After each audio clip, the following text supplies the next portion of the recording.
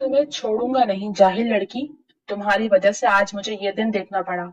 इसका तुम्हें बुरा खमियाजा भुगतना पड़ेगा। 19 साल अनाया को झंझोड़ते हसाम अलवी गजबनाक लहजे में बोला तो अनाया के मुंह से बेख्तियार चीख निकली थी। वो गरीब घराने से थी और हसाम अलवी के घर काम करती थी।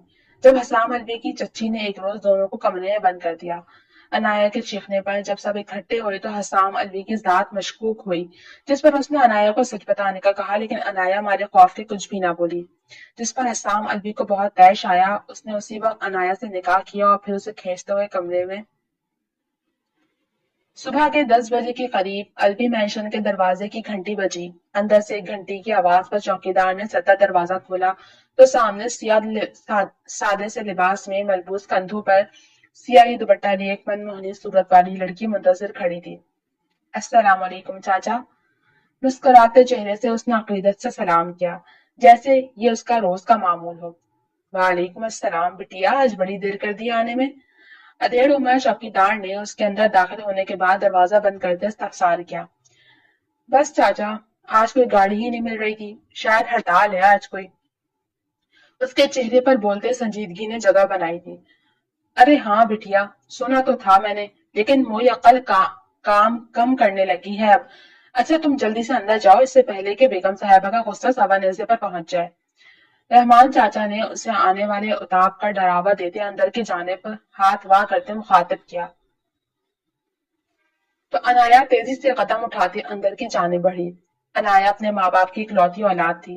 गरीब माँ बाप एक मुद्दत से अपनी सफेद पोशी को कायम रखे जी जान से मेहनत करके उसे पढ़ा लिखा रहे थे। जिंदगी अपनी डगर पे काफी अच्छी गुजर रही थी कि 19 बरस का होने पर अनाया के बाप को फारिज ने आ लिया तो अकेली माँ को वो घर और बाहर के काम में जोशते देखकर दिल बर्दाश्त हो गई थी। हाल ही में इंटर के इम्तहानात से फारिग हुई तो उसकी दोस्त ने अपनी खाला की बेटी की नंद का जिक्र किया कि उन्हें अपनी 5 साल बेटी के लिए एक केयर टेकर की जरूरत है।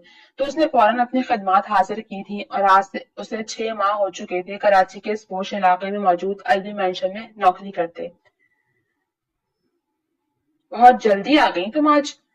अपनी सोचों में गुम वो अंदरूनी दरवाजा धकेल कर अंदर दाखिल हुई थी कि उस पर जैसे तोपों का रुख किया गया था। सॉरी मैम, कोई बस नहीं मिल रही थी आज, इसलिए आने में देर हो गई। उसने बुझे लहजे में सफाई पेश की थी। हाँ, पता है मुझे, ये सारे बहाने। कल ही मैंने तुम्हें कहा था कि आज ठीक 8 बजे यहाँ पहुंच जाओ, लेकिन तुम छोटे लोग वक्त की अहमियत को जानते हो तो आज यहाँ ना खड़े होते। हाँ। मिसेस फरकान ने नखबत से अपने मेहनत से स्ट्रेट किए बालों को पीछे की जानिब झटकते आंखें चढ़ाई थी। अब यहाँ क्यों खड़ी हो? जाओ माहीन के पास और सुनो, अब देर से आई हो तो जाओगी भी देर से, समझी? इनकी शहादत उठाते उसे सख्ती से बावर करवाया। जज्जी, अनाया ने बमुश्किल थूक निकलते इस बात में सर हिलाया।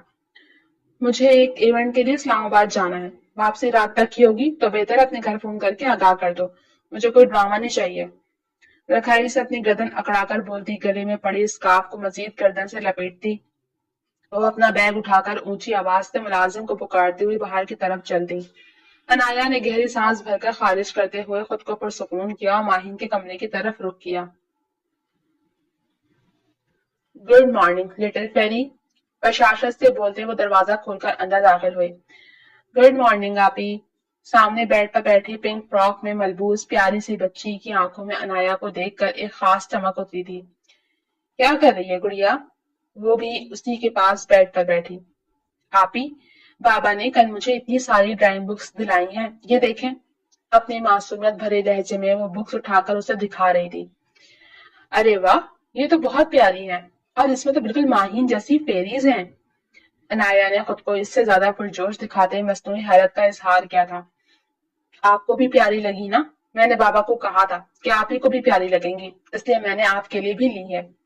उसने बेड साइड पर रखी एक गुलाबी रंग की मोटी सी बुक उठाई जिस पर डिज्नी की बहुत सारी प्रिंसेस की तस्वीरें मौजूद थी।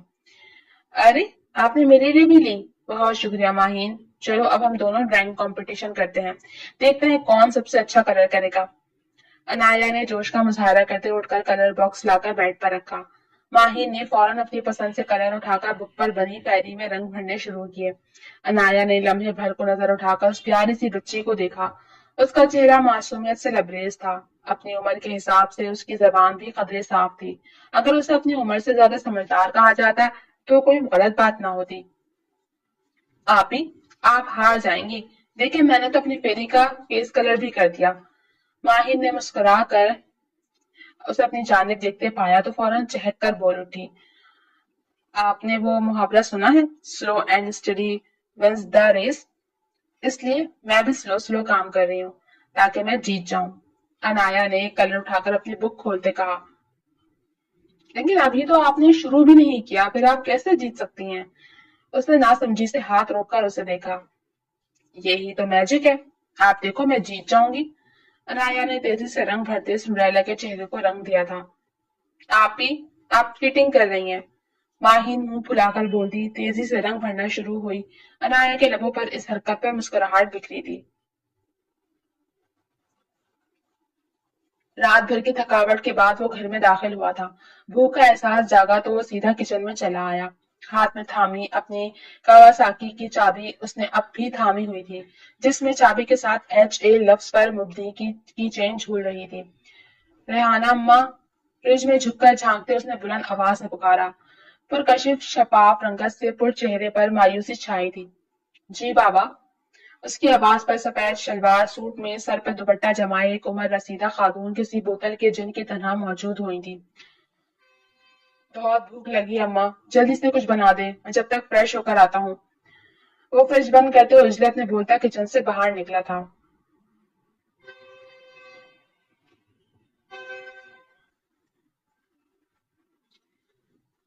اماں چچے گھر پر ہیں کیا؟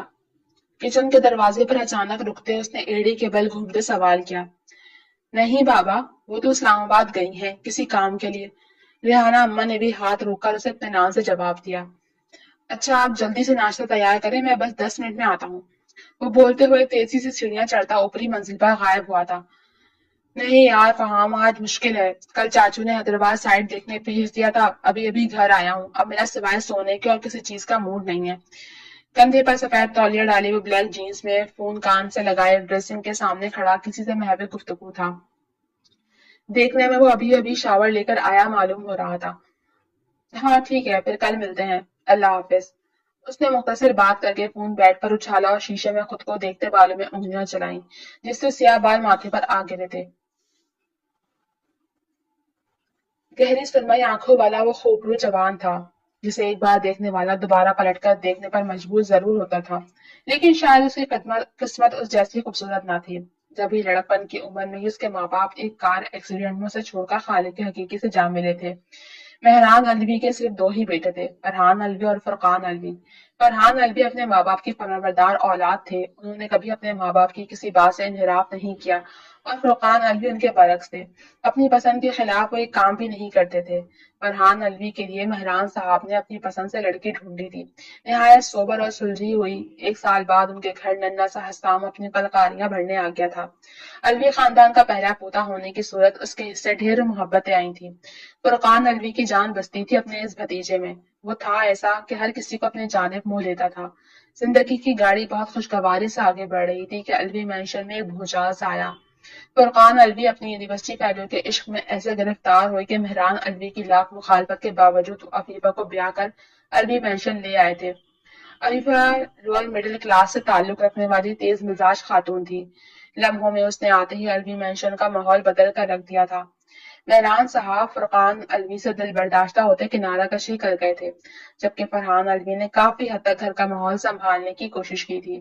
لیکن آئے دن عفیفہ کی کسی نہ کسی بات پر مسائل کھڑے کرنے کی عادت نے مہران الوی کو دل کا مریض بنا دیا تھا, اور انہی چپکلشوں میں وہ خالق حقیقی سے جا ملے تھے.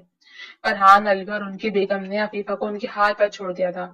وہ دونوں فرقان کی شادی شدہ زندگی کو پرسکون رکھنے کے لیے ہر ممکن کوشش کرتے تھے. ایک دن اپنے قریبی رشتے دار کے گھر دعوت سے لوٹتے راستے میں ایک حادثے کا شکار ہوتے وہ دونوں بھی اس جہاں پانے سے کوچ کر گئے تھے. حسام ان دنوں اپنے 9th کے امتحان میں مصروف الوی مینشن میں ہی تھا, اور اس دن سے قسمت کی خوبصورتی مانو اس سے روٹ گئی تھی. فرقان الوی اپنے بھائی کی نشانی کو دل سے لگا کر رکھتے تھے, اور یہی بات عفیفہ کو ایک آنکھ نہ بھاتی تھی, اس لیے وہ اسے فرقان کی نظروں میں گرانے کو ایک لمحہ بھی ضائع نہیں جانے دیتی تھی. اب بھی فرقان الوی نے اسے حیدرآباد اسی لیے بھیجا تھا کہ انہیں بزنس ڈیلنگ کے لیے شہر سے باہر جانا تھا اور وہ نہیں چاہتے تھے کہ ان کے پیچھے عفیفہ حسام الوی کے لیے کوئی مشکل کھڑی کریں، کیونکہ ان کے مزاج کا اندازہ تو انہیں اپنی شادی کے 6 ماہ بعد ہی ہو گیا تھا، اور مہران صاحب کی موت کے بعد تو وہ اپنے اس فیصلے پر خود کو کوستے ہی چلے آئے تھے۔ اماں، ہو گیا ناشتہ تیار؟ وہ سیاہ جینس پر سیاہی ٹی شرٹ پہنے نیچے کچن میں داخل ہوا تھا۔ جی بابا تیار ہے، آپ ٹیبل پر چلیں، میں لے کر آتی ہوں۔ ریحانہ خاتون اس کے مضبوط سراپے کو ایک نگاہ دیکھتے نظروں ہی نظروں میں نظر اتارتے گویا ہوئی۔ چاچو واپس آئے اماں؟ اس کے لیے صرف یہ 2 ہستیاں ہی تو معزز تھیں جو اسے پورے دل سے بے لوث چاہتی تھیں، ایک اس کی ریحانہ اماں جو سالوں سے اس گھر کو کسی موتی کی طرح پروئے رکھنے کے جتن کرتی رہتی تھی، اور دوسرے فرقان الوی۔ جی بابا رات ہی آئے تھے، ریحانہ بیگم نے اس کے سامنے اس کا پسندیدہ پائن ایپل جوس رکھتے جواب دیا۔ ٹھیک ہے، میں ناشتے کے بعد سو جاؤں گا، اماں جب چاچو آئے مجھے تبھی جگائیے گا۔ نوالا منہ میں رکھتے اس نے نظر اٹھا کر سامنے کھڑی ریحانہ بیگم کو دیکھا۔ ٹھیک ہے احسان بابا، آپ کو کچھ اور چاہیے ہو تو آواز دے لیجیے گا، میں کچن میں ماہین بیبی کے لیے سینڈوچ تیار کر لوں ذرا، ابھی عنایا بیٹی اسے لے کر آتی ہوگی۔ وہ شفقت سے مسکرا کر کہتی کچن میں چلتی۔ حسام نے جوس کا گلاس لبوں سے لگاتے ان کی پشت دیکھی تھی۔ ناشتے سے فارغ ہوتے ہوئے نیپکن سے لب کے کنارے تھپکاتا نیپکن ٹیبل پر رکھتا کھڑا ہوا اور سیڑھیوں کی جانب بڑھا کہ سامنے ساتھی عنایا سے ٹکراتے بچا۔ ماہین عنایا کو اس طرح تیزی سے ہاتھ پکڑ کر کھینچتی بھاگی آ رہی تھی کہ اگر حسام اپنے قدموں کو بریک نہ لگاتا تو ممکن تھا کہ وہ عنایا سمیت زمین بوس ہوتا۔ سوری، وہ ماہین خجالت کے مارے عنایا کے منہ میں الفاظ پھنس سے گئے تھے۔ کوئی بات نہیں، لیکن احتیاط کیا کریں، بچی کے ساتھ ساتھ کہیں خود کو نقصان نہ پہنچا بیٹھے آپ۔ چہرے پر سنجیدگی سجاتے حسام نے آہستگی سے باور کروایا۔ بھیا آپ آ گئے؟ ان دونوں کی حالت سے انجان ماہین حسام کو دیکھ کر چہکی تھی۔ بھیا کی جان کیسی ہے؟ حسام کا لہجہ اور چہرے کے تاثرات دونوں تیزی سے بدلے تھے۔ میں بہت پیاری، لیکن آپ گندے ہو، پتہ ہے آپ کو کتنا یاد کیا میں نے، بابا جانی بھی نہیں تھے گھر پہ۔ منہ بسوڑتے ماہین نے شکوہ کیا۔ اچھا تو مس کر رہی تھی میری گڑیا، میں نے بھی بہت یاد کیا اپنی گڑیا کو، لیکن کیا کریں، کام بھی تو ضروری ہے نا، بابا کو بھی اسی لیے جانا پڑتا ہے۔ حسام نے اسے گود میں اٹھائے اس کی معصومیت پر مسکراتے سمجھایا۔ اس وقت وہ دونوں ایسے مگن نظر آ رہے تھے کہ عنایا کو بالکل نظر انداز کر دیا تھا۔ آپ ہی بھی یہی کہتی ہیں، اس لیے میں آپ سے ناراض نہیں ہوتی۔ بالآخر وہ اپنی آپ ہی کو کیسے بھول جاتی، فوراً اسے اپنی گفتگو میں گھسیٹ لائی تھی۔ حسام نے ذرا نظر عنایا کی جانب اٹھائی، وہ کنفیوز سی کھڑی اپنی منہ میں انگلیاں مڑوڑ رہی تھی۔ اچھی بات ہے، گندے بچے ناراض ہوتے ہیں، اور آپ تو بہت پیاری سی گڑیا ہے نا بھیا کی۔ چلے اب آپ لنچ کریں، بھیا آپ سونے جائیں گے، بہت تھک گئے نا۔ وہ ماہین سے ایسے بات کر رہا تھا جیسے اپنے بجائے کسی اور کی بات کر رہا ہو۔ اوکے بھیا، آپ ریسٹ کرو، ماہین آپ سے شام میں باتیں کریں گی۔ ماہین بھی اسی ٹون میں بولی تھی۔ Good girl. وہ اسے گال پر بوسہ دیتے نیچے اتارتے سیدھا ہوا اور ایک نظر عنایا پہ ڈالتے وہ اوپر اپنے کمرے میں چلا گیا۔ چلو ماہی، اب جلدی سے لنچ کرتے ہیں، پھر ہم بھی سو جائیں گے۔ عنایا ماہین کو کہتی آگے بڑھی اور ماہین اس بات میں سر ہلاتے اچھے بچوں کی طرح ڈائننگ ٹیبل کی طرف بڑھ گئی۔ لنچ کے بعد وہ ماہین کو سلا کر اسی کے ساتھ بیڈ پر دراز دی۔ گھڑی پر 1:30 کا ہنسا چمک رہا تھا۔ ایک نظر ماہین کو دیکھ کر اطمینان کرتی وہ نماز کے لیے اٹھی۔ واش روم سے وضو کرتی وہ جائے نماز بچھایا اللہ کے حضور جھکی تھی۔ نماز ختم کرتے اس نے دعا کے لیے ہاتھ اٹھائے تو کئی آنسو باہر توڑ کر اس کی آنکھوں سے چھلک پڑے تھے۔ دعا سے فارغ ہو کر وہ دوپٹہ اتارتی ماہین کے برابر ہی آ کر لیٹ گئی تھی۔ کمرے کا لاک وہ اس وقت ضرور لگا لیا کرتی تھی، خاص طور پر جب عفیفہ بیگم گھر پہ نہ ہو۔ شام ڈھلتی اسے فکر ستانے لگی تھی۔ فون کر کے اس نے اطلاع تو دے دی تھی، لیکن وہ جانتی تھی کہ اس کے بابا اس کی سوچ میں ہی ہلکان ہو رہے ہوں گے۔ وہ لاؤنج میں ماہین کو لے کر بیٹھی تھی۔ فل سائز اسکرین پر کارٹون چل رہے تھے۔ حسام ابھی تک شاید سو رہا تھا، تبھی اس وقت گھر پر کوئی نظر نہیں آ رہا تھا۔ ملازم اپنا اپنا کام کر کے کوارٹر میں موجود تھے، سوائے ریحانہ اماں کے جو کھانے کی تیاری کے آخری مراحل میں مصروف تھی۔ کچھ دیر بعد فرقان صاحب ہاتھ میں بریف کیس تھامے لاؤنج میں داخل ہوئے۔ السلام علیکم۔ ان کی بھاری آواز پر وہ دونوں چونک کر متوجہ ہوئے۔ وعلیکم السلام انکل، سوری میں نے آپ کو دیکھا نہیں تھا۔ عنایا شرمندہ سی ہوتی سمٹ کر بیٹھی۔ کوئی بات نہیں بیٹا، सलाम सिर्फ बच्चों पर फर्ज थोड़ी है। उन्होंने नरमी से मुस्कुराकर जवाब दिया। अफीफा घर पर नहीं है क्या? उसकी शाम के इस पहर मौजूदगी पर वो अतराफ का जायजा लेते मुखातिब हुए। जी वो तो इस्लामाबाद गई हैं, कह रही थी कि उन्हें देर हो जाएगी, इसलिए मैं देर से जाऊं वापस, उसने धीमी आवाज में बताया। लेकिन बेटा, अब बहुत देर हो गई है, आपके घर वाले परेशान होंगे। आप तैयार हो, मैं कहता हूँ ड्राइवर को, वो आपको छोड़ आएगा। फुरकान साहब ने ढीले ढाले अंदाज में सोफे पर नींद दराज होते हुए उसे ताकीद की। माहिर उनके पहलू में बैठी मगन से अंदाज में कार्टून देख रही थी। अनाया उस बात में सर हिलाते कमरे की जाने पड़ गई। जब तक वो कमरे से अपना बैग लेकर वापस आई, हसाम भी फुरकान साहब के साथ लाउंज में मौजूद था।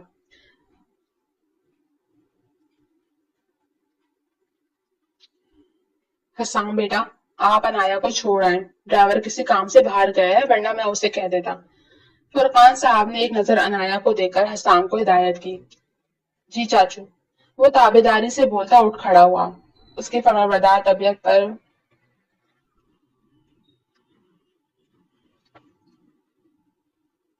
वो उन्हें फरहान साहब की याद दिला जाता था। फुरकान साहब की आंखों में हल्की सी नमी उतरी थी। वो घर में दाखिल हुई तो घर नीम अंधेरे में डूबा हुआ था। उसने दरवाजे से अंदर दाखिल होकर दाएं जाने हाथ मारते स्विच ऑन किया। पूरा दालान एकदम रोशनी में नहा गया। ये घर छोटा जरूर था, लेकिन इस घर के मकीनों की कसमप्रेसी को बयान नहीं करता था। रहमान साहब और आफिया बेगम ने मुशक्कतों से दिन रात एक करके अपने इस घर को और अनाया को खूब सजाया संवारा था। 80 गज का ये छोटा सा घर बहुत नफासत से सजा, काफी साफ सुथरा था। वो अपना बैग छोटे से दालान के साथ मुंसलिक राहदारी में रखी एक मेज पर रखती अंदर दाखिल हुई। लाउंज काफी कुशादा था, जिसके साथ ओपन किचन था और दाएं जानिब 2 कमरे बने थे। अस्सलाम वालेकुम मामा। दाएं जानिब पहले कमरे में दाखिल होते उसे सामने पलंग के पास जाए नमाज बिछाए गुलाबी दुपट्टे के हाले में पुरनूर चेहरा लिए राफिया बेगम दुआ मांगती नजर आई। वालेकुम अस्सलाम मेरा बच्चा, आज देर से क्यों आना हुआ? उन्होंने दुआ मुकम्मल करके हाथ चेहरे पर फेरते जाए नमाज समेटते इस्तफसार किया। मैम को आज किसी काम से जाना था मामा, इसलिए। उसने पलंग पर गहरी नींद सोए रहमान साहब पर एक भरपूर नजर डालते जवाब दिया। अच्छा अच्छा, चलो अब जल्दी से मुंह हाथ धोकर आओ, मैं खाना लगाती हूँ, कब से तुम्हारे इंतजार में बैठी थी। उन्होंने प्यार से उसे नजरों में भरते कहा तो वो जल्दी से उठकर वॉशरूम की तरफ भागी। बेटा, आज तुम्हारे बाबा को अस्पताल लेकर गई थी मैं। खाने से तकरीबन फारिग होते उन्होंने तमहीद बांधी। सब खैरियत थी मामा? उसके हाथ पैर फूले थे।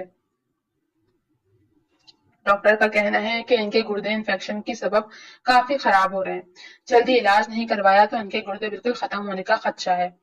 राफिया बेगम का लहजा मुद्दम था, चेहरे पर फिक्र के साए थे। मामा, आप कल ही बाबा को अस्पताल लेकर जाएं। मैं मैम से बात करती हूँ, शायद वो कुछ मदद कर दें। सर भी बहुत अच्छे हैं, वो कोई ना कोई मदद जरूर कर देंगे। उसने एक उम्मीद से राफिया बेगम को भी ढारस दी थी। क्या वो करेंगी मदद?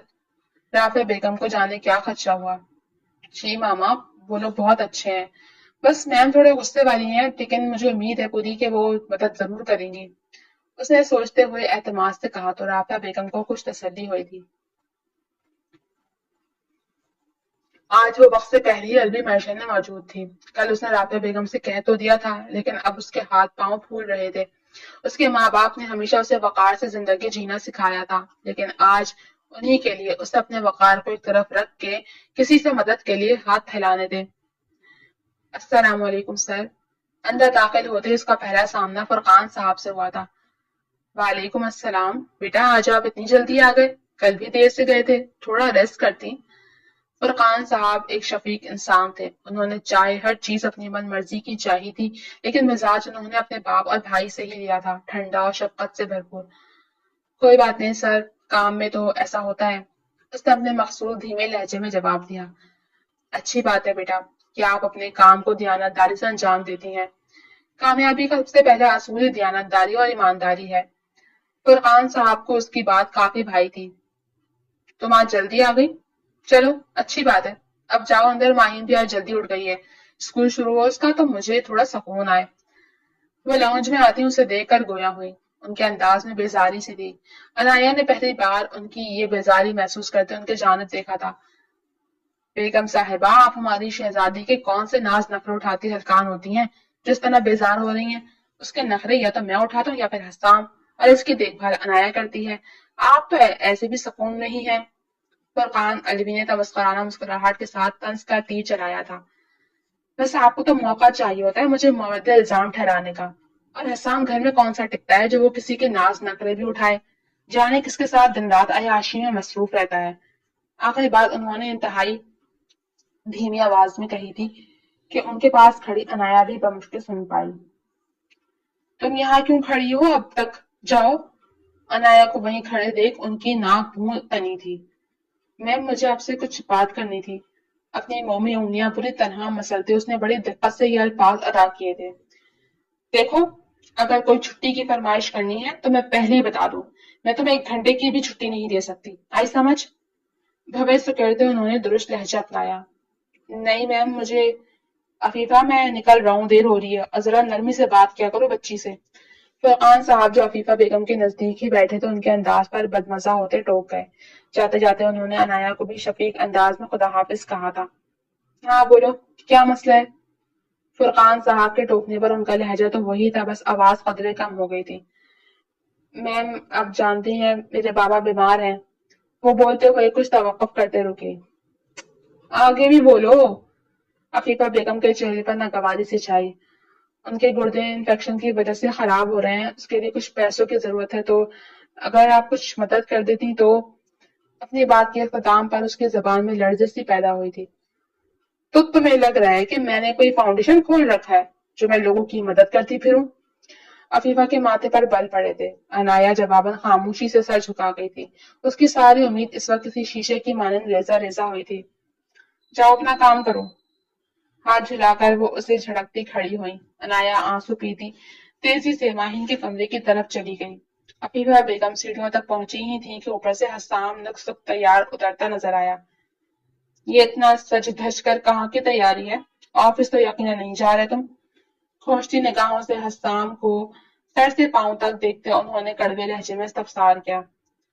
میں نے چاچو کو بتا دیا تھا کل ہی. حسام علوی تمیزدار اور فرمانبردار تو تھا لیکن بچپن سے وہ عفیفہ بیگم کے طور اتوار دیکھتا آیا تھا. مہران علوی کی موت کا ذمہ دار بھی وہ انہیں مانتا تھا. لیکن اپنی تربیت اور فرقان صاحب کی محبت کے سامنے وہ مجبوراً خاموش رہتا تھا. لیکن جب عفیفہ اس سے سخت لہجے میں باس پرس کرتی تو وہ خود کو تلخ ہونے سے روک نہیں پاتا تھا. اب بھی اس نے بمشکل اپنی تلخی کو اپنے اندر اتارا تھا. چاچو کو بتا دیا تھا. تمہارے ان جھانسوں میں تمہارے چاچو ہی آ سکتے ہیں. لیکن ایک بات یاد رکھو کہ مفت کی روٹیاں توڑنے والے زمانے کی نظروں میں کوئی خاص وقت نہیں رکھتے. تنفر سے وہ گردن اکڑا کر جانے کیا جتانا چاہ رہی تھی. پہلی بات میں کسی کو جھانسوں میں نہیں رکھتا. یہ کام آپ جیسوں پر ہی جچتے ہیں. اور دوسری بات کہ میں یہاں مفت کی روٹیاں نہیں توڑتا. محنت بھی کرتا ہوں اور اپنے باپ کے حق کا واحد وارث بھی ہوں. تو آئندہ مجھ سے آپ ایسے بات نہ کریں تو بہتر ہے. وہ سخت لہجے میں بولتے تیزی سے سیڑھیاں اترتا باہر نکل گیا. عفیفہ وہیں کھڑی کلستی ہوئی اس کے پشت دیکھتی رہی. اس کے گھمنڈ کو توڑ کر نہ رکھا تو میرا نام بھی عفیفہ نہیں.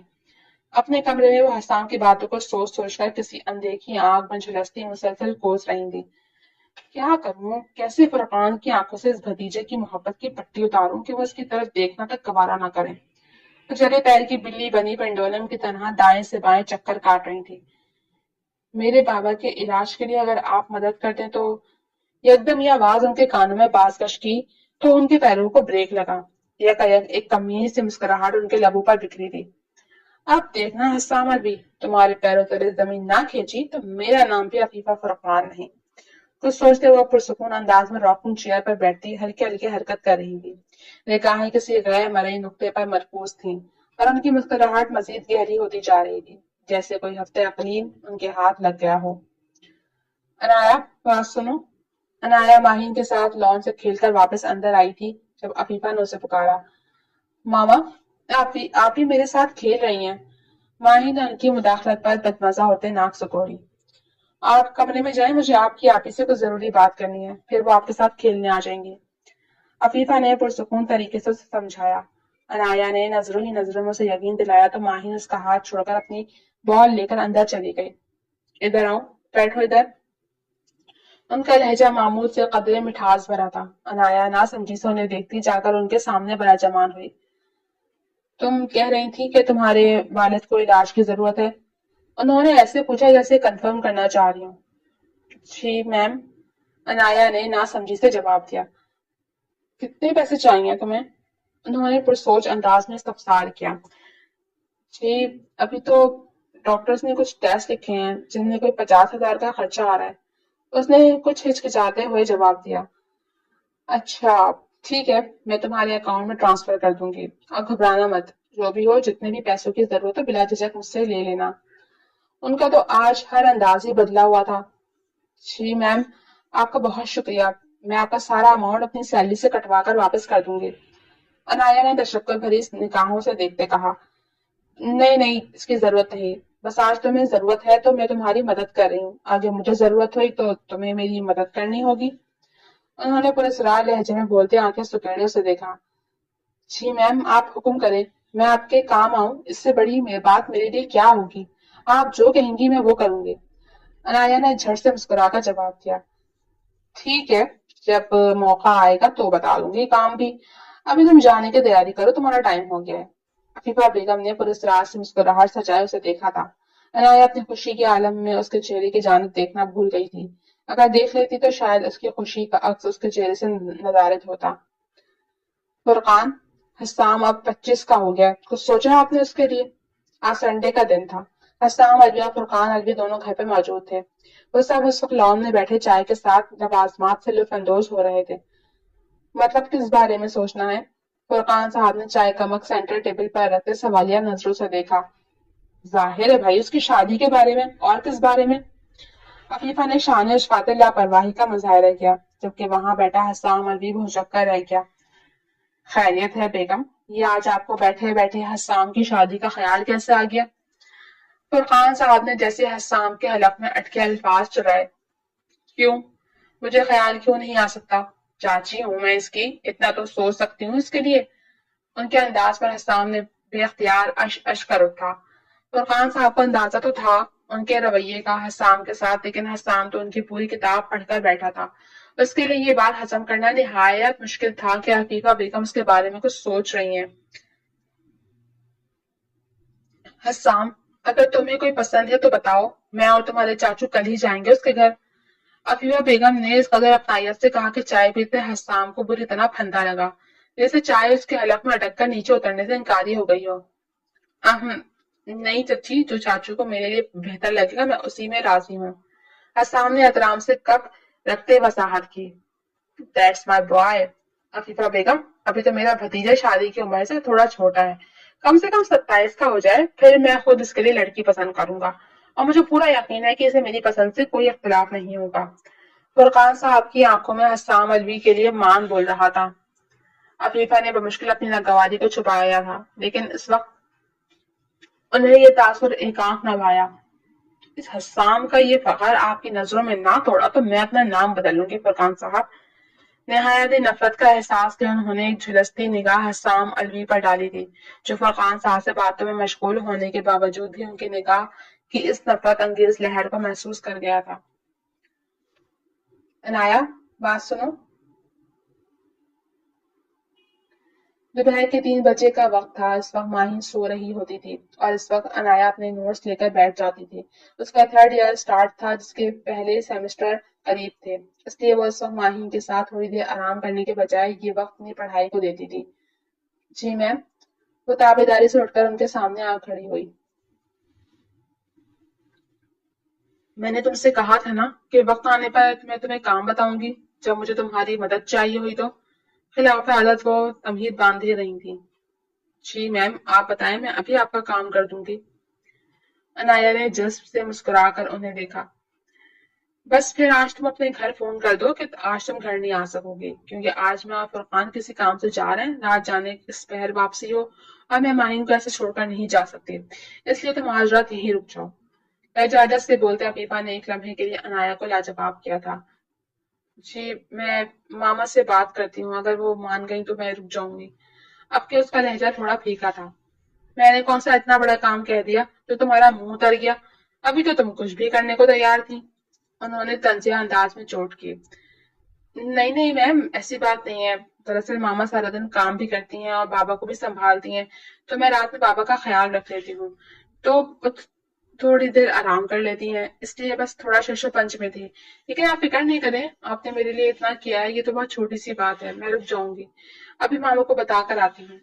वो बोलती हुई फौरन पलटी थी, अपने हैंडबैग से छोटा सा कीपैड मोबाइल निकाला था। पीछे खड़ी अफीफा के चेहरे पर शैतानी मुस्कुराहट ने जगह बनाई थी। हसाम, हसाम, दरवाजा खोलो। रात के 2 बजे का वक्त था जब अफीफा घबराई हुई सी हसाम के कमरे के दरवाजे को तकरीबन तोड़ देने के अंदाज में पीट रही थी। खैरियत जी, क्या हुआ है? चाचू ठीक है? हसाम नींद से बेदार होता घबराया हुआ सा दरवाजा खोलते मुस्तफसर हुआ। वो माहिन, पता नहीं उसे क्या हो गया है। मैं अभी उसके कमरे में गई थी, बुखार में बुरी तरह फूक रही है और जवाब भी नहीं दे रही है, ना उठ रही है। तुम्हारे चाचू भी इस वक्त घर पे नहीं है, प्लीज इसे चलकर देख लो। अफीफा इस वक्त इस कदर घबराई हुई थी कि उनकी हालत अजीब हजानी सी हो रही थी। हसाम उनकी बात मुकम्मल होते ही सीढ़ियों की जानिब दौड़ा था। अफीफा बेगम भी उसके पीछे पीछे आई थी। माहिन, हसाम ने आवाज देते दरवाजा वाक किया। कमरा नीम अंधेरे में डूबा था। अफीफा भी उसके पीछे ही थी। जैसे ही हसाम बेड तक पहुंचा, अफीफा ने खामोशी से दरवाजा बंद करते उसे बाहर से लॉक कर दिया। परेशानी के आलम में हसाम ने इस बात को महसूस ही नहीं किया था। इतनी देर में वॉशरूम का दरवाजा खुला तो कमरे में रोशनी सी भरी। आप इस वक्त? अनाया ने बेड पर बैठे फिक्रमंदी के आलम में माहिन के चेहरे थामे हसाम को देखा तो ठड़क कर वहीं रुक गई। हसाम ने चौंक कर पीछे मुड़कर देखा जहां अनाया बगैर दुपट्टे के भीगे चेहरे के साथ खड़ी थी। तुम? वो चौंक कर बेड से खड़ा हुआ। दोनों के माबैन फासला महज 4 कदमों का था कि वॉशरूम का दरवाजा बेड के साथ ही था। तुम इस वक्त यहाँ क्या कर रही हो? उसने हैरानी से दरियाफ्त किया। मैम ने मुझे रोका था आज यहाँ कि उन्हें और फुरकान सर को कहीं जाना था। रात में काफी देर हो गई वापसी, इसलिए। अनाया ने कुछ घबराते हुए जवाब दिया। उसके जहन में तो इस वक्त वो लोग घर पर नहीं थे। अब ऐसे में हसाम का उस कमरे में आना और वो भी रात के इस पहर, उसके हाथ पांव ठंडे पड़ना शुरू हो गए।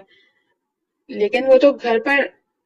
अभी वो अपनी बात मुकम्मल करता इतने में न जाने क्या चीज अनाया के पांव के पास आई। कोई एकदम चीखते हुए हसाम के करीब हो गई थी। फुरकान, फुरकान, उठे जल्दी। अफीफा ने घबराई आवाज में गहरी नींद सोए फुरकान साहब को झंझोड़ा। क्या हुआ, सब खैरियत? फुरकान साहब ने हड़बड़ाकर उठते पूछा। खैरियत नहीं है फुरकान, जल्दी चलें, कहीं ऐसा ना हो कि आप किसी को मुंह दिखाने के काबिल ना रहें। वो मसनूई अफसोस से बोलती जल्दी से खड़ी हुई। लेकिन फुरकान साहब ने कुछ पूछना चाहा इससे पहले वो उनका हाथ पकड़कर बाहर की तरफ दौड़ी। मैंने अभी भी हसाम को माहिन के कमरे में जाते देखा है, वो सीढ़ियां उतरती उन्हें बता रही थी। तो फुरकान साहब ने ना समझी से पूछा। तो फुरकान साहब, आप कौन सी दुनिया में रहते हैं? अनाया है उस कमरे में, वो आज यहीं रुकी है। उसके वालिद और वालिदा किसी की मैयत में गए हैं, कल आएंगे और मैंने उसे छुट्टी के लिए मना कर दिया था, इसलिए आज वो बच्ची यहाँ रुक गई। लेकिन मुझे क्या पता था कि हमारे घर में उसकी इज्जत महफूज नहीं रहेगी। आप जल्दी से चलें, इससे पहले कि कोई अनहोनी हो जाए। मैं उस बच्ची के माँ बाप को क्या जवाब दूंगी? वो बोलती चली जा रही थी, यहाँ तक कि वो दोनों अब माही के कमरे के सामने मौजूद थे। क्या बकवास कर रही हो अफीफा? फुरकान साहब को बात का मफहूम समझ आता ही एकदम तैश आया था। बकवास नहीं कर रही, आप देखिए हसाम अंदर ही है। उन्होंने बोलते दरवाजे का नॉब घुमाया तो दरवाजा लॉक होने की सूरत खुलने से कासिर था। खुदाया, दरवाजा तो लॉक है, देखा आपने? 1 मिनट में अभी चाबी लाती हूँ।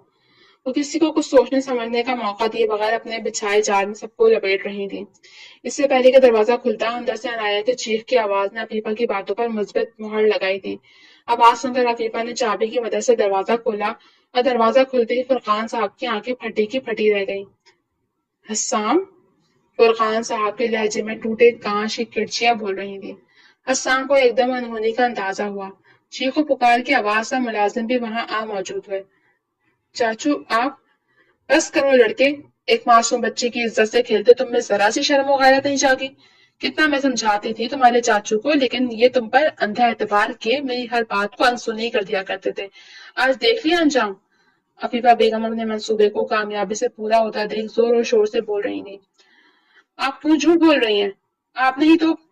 बकवास बंद करो अपनी। अपनी हवेस का शिकार एक मासूम बच्ची को बनाते हो और झूठ मैं बोल रही हूँ। अफीफा ने अपनी पूरी आंखें निकालकर हसाम को घूरा। हसाम के पीछे खड़ी अनाया के सामने तो पूरी दुनिया घूम कर रह गई थी। یہ اچانک کیا ہو گیا تھا؟ اس کی ذات ایسے ذلتوں میں گھر جائے گی؟ اس نے گھبراتے ہوئے نظریں اٹھا کر عفیفہ کو دیکھا جو غضب کی مثال بنی کھڑی تھی۔ چاچو، آپ انایا سے پوچھ لیں، میں ایسی کسی نیت سے اس کمرے میں نہیں آیا تھا، مجھے تو معلوم بھی نہیں تھا کہ انایا گھر پر ہے۔ حسام نے فرقان صاحب کے ہاتھ تھامنے چاہے تھے جو پتھر بنے کھڑے تھے۔ انایا، تم بتاؤ چاچو کو کہ میں نے ایسا کچھ نہیں کیا۔ وہ انایا کی جانب مڑا جو خود خوف کے عالم میں گھری گم سم کھڑی تھی۔ اس کی خاموشی نے حسام کو اس وقت وہاں موجود ہر شخص کی نگاہ میں قصوروار ٹھہرا دیا تھا۔ ٹھیک ہے، اگر ایسا ہے تو فہیم چاچا، آپ ابھی کے ابھی قاضی کو بلائیں۔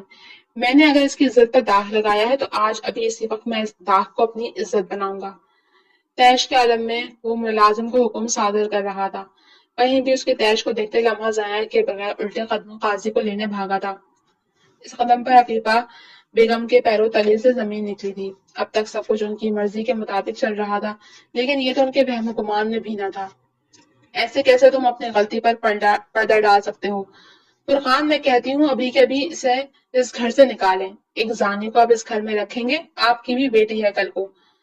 بس ایک لفظ اور نہیں۔ رشتوں کے تقدس کو اس طرح پامال نہ کریں آپ کہ کل کو خود سے بھی نظریں نہ ملا سکیں۔ اور اس گھر سے تو میں کہیں نہیں جاؤں گا، یہ میرے باپ کا گھر بھی ہے۔ میں جانتا ہوں یہ سب آپ کا کھیل ہے، میرے سامنے اپنے ڈرامے نہ کریں تو اچھا ہے۔ وہ سب فیض و غضب کی چلتی پھرتی مثال بنا تھا۔ فرقان صاحب کی تو جیسے اس وقت ساری حسیات ہی سن ہو گئی تھی۔ وہ کسی پتھر کی مانند اس ڈرامے میں کسی تماشائی کا سا کردار ادا کر رہے تھے، اور پھر کچھ ہی لمحوں کا کھیل تھا۔ حسام الوی نے انایا سے رات کے اس پہر نکاح کیا تھا، اور پھر سب کے سامنے وہ کھینچتے ہوئے اسے اپنے کمرے میں لے گیا تھا۔ میں تمہیں چھوڑوں گا نہیں چاہے لڑکی، تمہاری وجہ سے آج مجھے یہ دن دیکھنا پڑا، اس کا تمہیں برا خمیازہ بھگتنا پڑے گا۔ 19 سالہ انایا کو جھنجھوڑتے حسام الوی غضبناک لہجے میں بولا تو انایا کے منہ سے بے اختیار چیخ نکلی تھی۔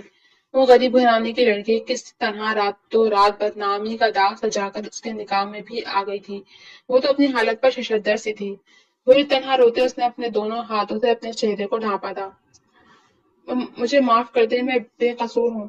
اس کے منہ سے لرزتے ہوئے بے ربط لفظ ادا ہوئے۔ تو کیا میں قصوروار ہوں جو آج اپنے جان سے عزیز چاچو کے سامنے مجرم بن گیا؟ اس گھر کے ہر ملازم کے سامنے میری ذات کی کیا وقت رہ گئی؟ کیا میرا قصور تھا؟ وہ کسی لاوے کی طرح پھٹ رہا تھا۔ انایا زمین پر بیٹھ کے سانس سکڑی سمٹی بیٹھی زاروں کے دار رو رہی تھی۔ حسام بے حال ہوتا صوفے پر گرنے کے سے انداز میں بیٹھا، بالوں کو مٹھی میں جکڑے وہ اپنے آپ کو ٹھنڈا کرنے کی کوشش کر رہا تھا۔ تم یہاں کیوں رکی تھی انایا؟ کچھ لمحوں بعد اس سکوت بھرے کمرے کو اس کی پست آواز نے چیرا تھا۔ مجھے میم نے کہا تھا، میں تو کبھی نہیں رکی یہاں، میرے بابا کو علاج کی ضرورت ہے، انہوں نے تو مجھ سے مدد مانگی تھی کہ میں آج ماہین کو اکیلا نہ چھوڑوں۔ میں نے کچھ نہیں کیا، میں سچ کہہ رہی ہوں۔ رونے سے اس کی سسکیاں سی بن گئی تھی۔ کیا مطلب؟ حسام نے جھٹکے سے سر اٹھایا تھا اور انایا نے الف سے یہ تک ساری کہانی سنا دی تھی جو اس کی یہاں موجودگی کی وجہ تھی۔ ساری بات سننے کے بعد حسام کے ذہن نے سوچنا شروع کیا۔ اس رات کی شروعات سے سارے تانے بانے جوڑنے شروع کیے تو پورا پزل اس کے سامنے واضح ہو گیا۔ اچھا، اٹھو اپنا حلیہ ٹھیک کرو۔ اس کے لہجے سے کچھ لمحے پہلے والی غضبناک کی اب مخفوت تھی۔ رات بہت ہو گئی ہے، سو جاؤ، صبح تمہیں تمہارے گھر چھوڑ آؤں گا۔ وہ وہیں صوفے پر کشن رکھا نیند دراز ہو گیا تھا، جبکہ انایا پھٹی آنکھوں سے اس کا یہ بدلا رویہ دیکھ رہی تھی۔ صبح ہونے میں کچھ لمحے ہی رہ گئے تھے، وہ یوں ہی بیٹھی روشنی پھیلنے کا انتظار کرنے لگی کہ شاید یہ روشنی ہی اس کے بخت کی سیاہی کو دھو ڈالے۔ رات تو علی مینشن میں سب پر ہی بھاری گزری تھی، سوائے عفیفہ بیگم کے۔ وہ تو اپنے منصوبے کو عمل میں لا کر اب اطمینان کی نیند سو رہی تھی، جبکہ فرقان صاحب کا دماغ سوچ سوچ کر اب شل ہو چکا تھا۔ آنکھوں نے جو کچھ دیکھا وہ نہ ان کا ذہن قبول کرنے کو راضی تھا نہ ان کا دل، لیکن آنکھوں دیکھے کو جھٹلانے کی بھی ان کی ہمت نہیں تھی کہ اس سب میں ایک معصوم کی عزت کا سوال تھا۔ سوچ بچار کے بعد وہ راکنگ چیئر سے کھڑے ہوئے اور ایک نظر سکون سے سوئے ہوئے عفیفہ کو دیکھتے کمرے سے باہر نکل گئے۔ کہاں جا رہے ہو؟ وہ نیچے آئے تو لانچ میں حسام اور انایا باہر کی طرف جا رہے تھے۔ انایا کو اس کے گھر چھوڑنے جا رہا ہوں، حسام نے سپاٹ لہجے میں جواب دیا۔ کیوں؟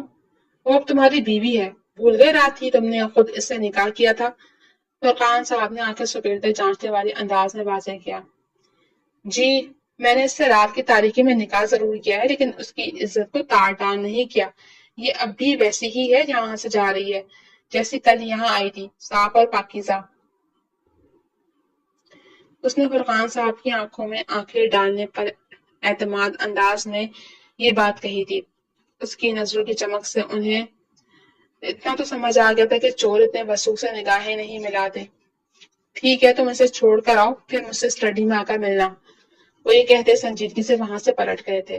عنایہ کو اکثر حسام چھوڑنے جاتا تھا، لیکن آج گاڑی کا پچھلا دروازہ کھولتے اسے اچانک ایک نئے احساس نے چٹکی بھری تھی۔ ہاں، خوش فہمیوں میں مبتلا مت ہو عنایہ رحمان، یہ مقدر ہم غریبوں کا نہیں ہوا کرتا۔ وہ خود کو سرزنش کرتی ہوئی گاڑی کا دروازہ کھول کر بیٹھنے ہی لگی تھی کہ بھاری آواز پر ٹھٹکی۔ آگے آؤ عنایہ۔ حسام کا لہجہ غیر معمولی تھا، اس کے لہجے کا یہ بھاری پن عنایہ نے آج ہی محسوس کیا تھا۔ جی وہ ہچکچاہٹ کا شکار ہوئی وہیں کھڑی رہی۔ اس کی ہچکچاہٹ کو محسوس کرتے حسام ڈرائیونگ سیٹ سے اتر کر اس تک آیا اور فرنٹ ڈور کھولتا اسے بیٹھنے کا اشارہ کیا۔ عنایہ جھجکتی ہوئی بیٹھ گئی۔ یہ پہلی بار تھا کہ اس کے ہمراہ اس کے پہلو میں بیٹھی تھی۔ حسام نے سامنے سڑک سے نظر ہٹا کر اس پر ڈالی جو سر جھکائے دونوں ہاتھوں کو گود میں رکھے اپنی انگلیاں پوری طرح مسل رہی تھی۔ حسام نے ایک دم گاڑی کو ایک طرف کرتے بریک لگائی۔ عنایہ نے چونک کر سر اٹھایا تو نظروں کا زبردست تصادم ہوا۔ عنایہ، میں جانتا ہوں کہ جو کچھ ہوا اس میں آپ کی کوئی غلطی نہیں، اور آپ یہ بھی جانتی ہیں کہ میں بھی اس سارے واقعے میں کہیں قصوروار نہیں ہوں۔ اس وقت جو حالات تھے میں اپنے آپ میں نہیں تھا، اس لیے میں اپنے رویے کی بدصورتی کے لیے آپ سے معذرت کرتا ہوں۔ وہ حسام الوی تھا جو واقعی اپنے دادا کی جان اور اپنے ماں باپ کی شان تھا۔ عنایہ اس شاندار شخص کو دیکھتی ہی رہ گئی جو نہ صرف ظاہری طور پر حسین تھا بلکہ اس کا باطن بھی اتنا ہی حسین تھا۔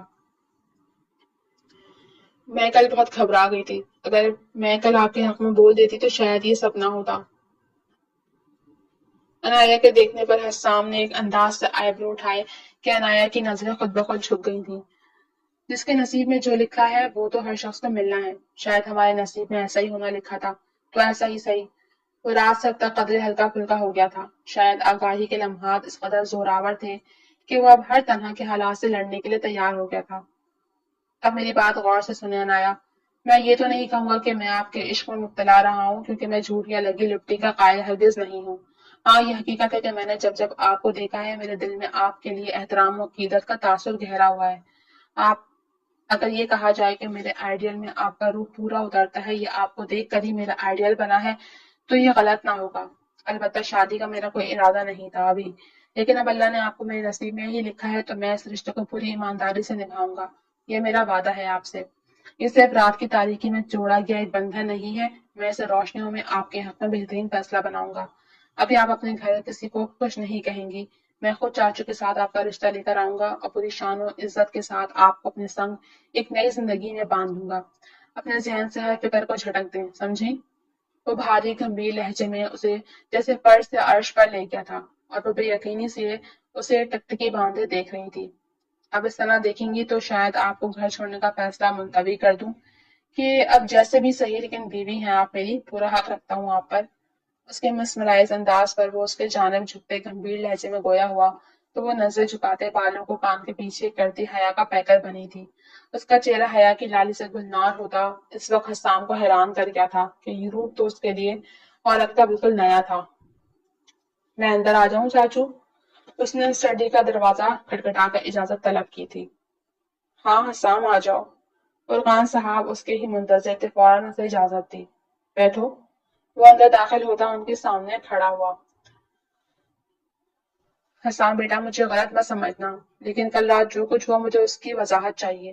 یہ ایسا واقعہ نہیں تھا کہ اس کو اتنا آسانی سے چھوڑا جائے، لیکن میں ان لوگوں میں سے نہیں ہوں جو آنکھ کو دیکھے پر اپنی عقل کو سلا کر فیصلہ کر دیں۔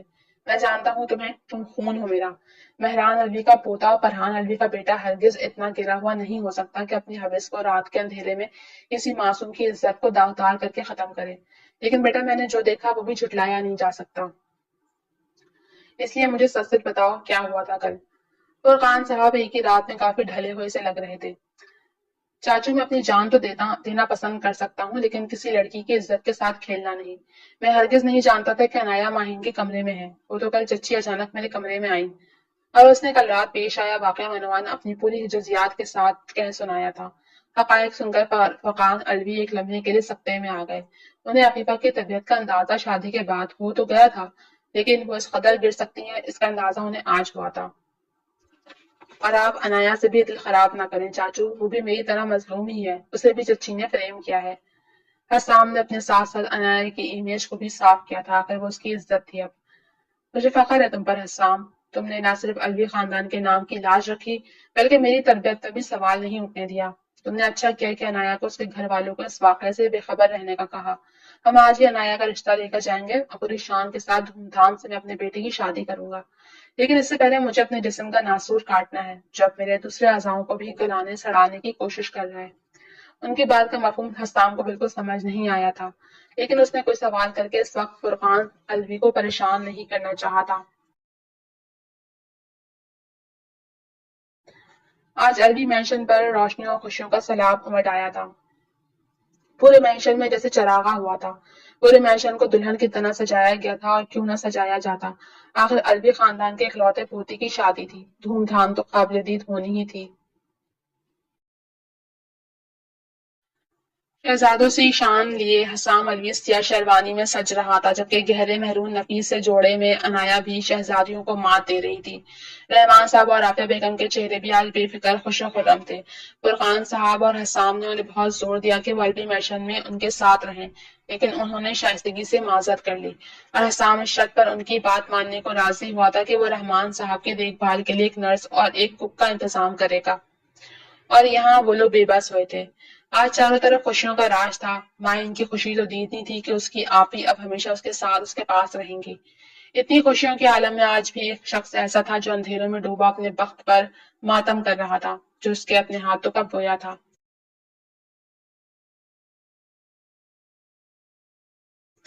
حسام سے بات کرنے کے بعد فرقان صاحب اپنے کمرے میں داخل ہوئے جہاں عفیفہ بھی اپنی نیند سے بیدار ہوئی تھی۔ آپ کہاں چلے گئے تھے فرقان؟ سوئی نہیں آپ؟ معصوم بنی وہ ہر چیز سے جیسے انجان ہو گئی تھی۔ رات کو جو طوفان آیا اس کے بعد نیند کیسے آ سکتی ہے عفیفہ بیگم؟ ان کا لہجہ بہت بھاری اور نہ سمجھ آنے والا تھا۔ آپ نے اس طوفان کو اپنے گھر میں خود سجا کر رکھا ہے، میں کیا کر سکتی ہوں؟ میں تو آپ کو سمجھا کر تھک چکی ہوں لیکن آپ ہی نہیں سنتے۔